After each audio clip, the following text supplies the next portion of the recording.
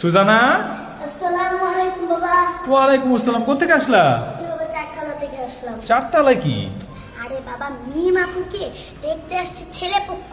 মিম আপুকে আজকে ছেলে পক্ষ দেখতে আসছিল? হ্যাঁ, কিন্তু আসলে ছেলে পক্ষ না, ওটা আসলে বেটা পক্ষ। হ্যাঁ, হ্যাঁ বেটা পক্ষ হ্যাঁ। মানে কি? আরে বাবা, কথা বলতে পারতেছেন, সেই বিশাল একটা ঘটনা। বিশাল একটা ঘটনা? একদম বসো বসো। কি ঘটনা একেবারে বলতে পারছ না। যাই হোক, এগুলা কেন নিয়ে আসছো? এগুলা কি? ছেলে পক্ষ আসছে না, হ্যাঁ। মিষ্টি আর আম নিয়ে আসছে। ছেলে পক্ষ মিষ্টি আর আম নিয়ে আসছে? হ্যাঁ। তো এই জিনিস তুমি আবার নিয়ে চলে আসছো? শুনো না, হ্যাঁ, কি ঘটনা কি? হয়েছে কি, মিম আপু তো ইউনিভার্সিটিতে পড়ে। হ্যাঁ। কিন্তু যেই লোকটারে নিয়ে আসছে মনে হ্যাঁ। হচ্ছে 50 বছর।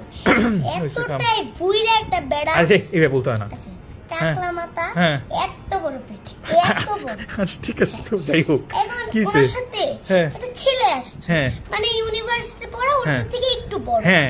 এখন হয়েছে কি, আমি ভাবছি এটা মনে হয় ওর বাবা। হ্যাঁ। তারপরে দেখি আল্লাহ রে। আসলে যেই লোকটা বাবা ভাবছিলাম, হ্যাঁ। সেই লোকটা আসলে বেড়া পক্ষ, সেই লোকের সাথে বিয়ে হবে। মানে ওরা কি দুইজন কি হয়? ওইটা ওর ছোট ভাই। ও, তুমি ভাবছিলে ছোট ভাইয়ের সাথে বিয়ে হবে? হ্যাঁ। তো পরে শুনো ওই বেটা পক্ষের বেটার সাথে বিয়ে? হ্যাঁ, তারপরে পরে? মিমা আপুকে জিজ্ঞেস করতেছে ওর মা বাবা, হ্যাঁ। ওইখানের মা বাবা। হ্যাঁ। তখন বলতেছে কি জানো, আমার এই বেড়ারে পছন্দ হয় না। কি বলছে? মিম বলে দিছে? হায় হায়, পরে?